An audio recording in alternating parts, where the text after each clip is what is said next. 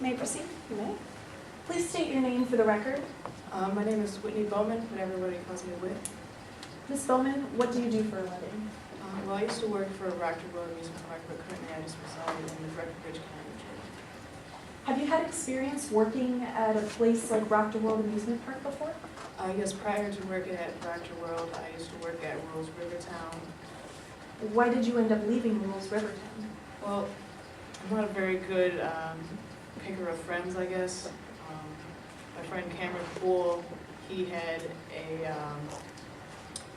sort of scheme going on with the ring toss, and the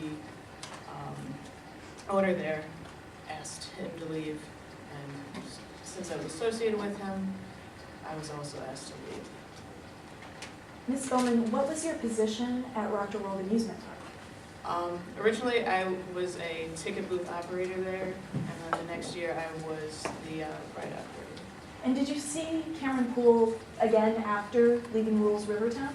Yeah, a couple of years later, in the springtime, he suddenly came around again and asked me what I was doing this summer. I told him I was working at Rules, Rockford World, and he asked if they had any openings. I told him yes. Was he ever hired at Rockford World Amusement Park? He was. And what was his position there? He became the ticket booth operator. In your opinion, did he understand the operations of the ticket booth? Not at first. He needed me to explain the bracelets, because there's two different bracelets. There's a standard one and then the World Tour. So he had a little bit of an issue understanding the difference between the two. He needed me to explain. When were you able to understand that he understood?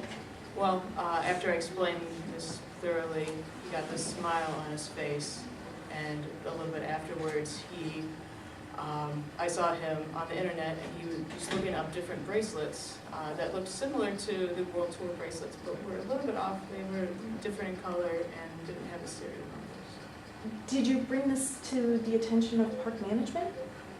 I did not. Actually, Mr. Poole scares me a bit. He has quite a temper, and I figured that since what he was doing wasn't actually hurting anybody, that I didn't want to incur his wrath.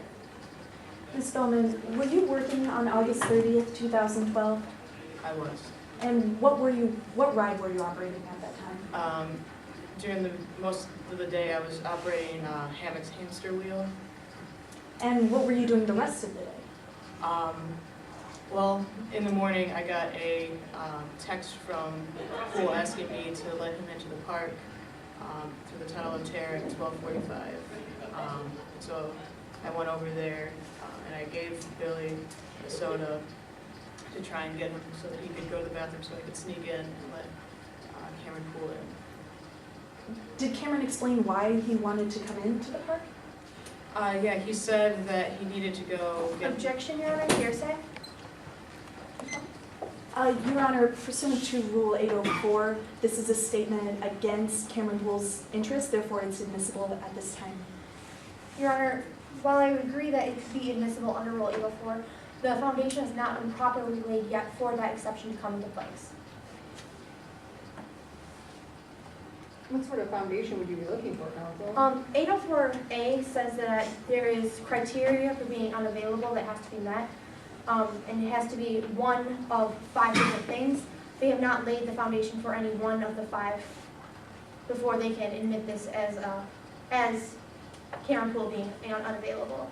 Because of that, it's not admissible at this time. In stipulations, it stipulates that Cameron Poole is unavailable as a witness, and therefore under 804, it does meet the criteria of that. There was a court hearing and a judge declared that he was unavailable. Therefore, any statements that go against his interests pursuant to this rule are admissible at this time. Were you available at that hearing, counsel? Yes, Your Honor. However, that statement that has not been formally made onto the record, and that needs to be put onto the record before these statements are allowed in. Well, I was stated in open court, correct? At a different hearing? No, Your Honor. In today's proceedings, it needs to be stated that Cameron Poole is made unavailable for the witness. If opposing counsel wishes to make a judicial notice about that stipulation and that, then that would be sufficient foundation, but that judicial notice has not been made available in today's proceedings. May I respond? Yes. Multiple occasions throughout the testimony of witnesses here today have said that Cameron Poole has not been seen, nor the money has been seen again. It's reasonable to surmise that Cameron Poole is unavailable, and the stipulation backs that up. I have an overwhelming objection. Thank you, Your Honor. Could you continue? Can you restate the questions? Why did Cameron Poole want to come in through the tunnel of terror? He explained that Longstreet was onto his scheme and that he needed to go and collect the tickets from the ticket booth. Now, what time did you let Cameron Poole into Rock World Amusement Park? I wasn't able to get into the ride until just a little bit before 1. And did Cameron Poole tell you of anything else he was going to do in the park? No, he didn't. He said that he was going to lay low for a little bit, and I figured he was going to go get the box.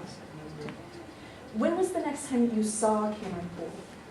it was right around 8 p.m. that night. Did he offer any explanation as to why he was in Rock World Amusement Park for 7 hours? No, when I saw him, it was when he was being chased by the security officer, Winnie Thompson, when he was chasing him with a gun, which I thought was crazy, and they were running into my ride, and I got freaked out because there was a gun and a gunshot rang out, so I was trying to go for the emergency protocol, but unfortunately I hit the blackout mode. Now, Ms. Bowman, have you been present here in court today to hear all testimony? Yes, I have. And did you hear the direct and cross-examinations of Ms. Isaacs and Ms. Kaminsky? I did. Did anything surprise you about that testimony? When both of them were speaking about Cameron Poole being in a bar, and Cameron Poole talking to someone about going to a bar, that's completely shocking to me. And Ms. Bowman, did you hear the testimony of Ms. Jackie Hunter? I did. Was there anything that particularly stuck out to you with that? The fact that there was bracelets before I was even there that were similar to that.